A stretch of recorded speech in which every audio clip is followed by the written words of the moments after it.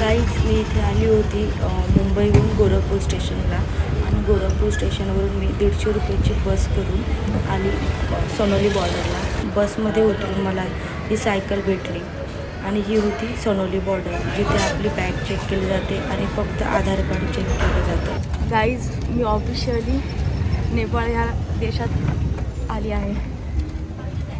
Border cross केल्यानंतर आपल्याला इथे अशी मनी एक्सचेंजर किंवा मनी चेंजर असे लिहिलेले दुकान दिसते. त्याच्यासोबतच सिम कार्ड चेंज करण्यासाठी देखील एक दुकान आहे.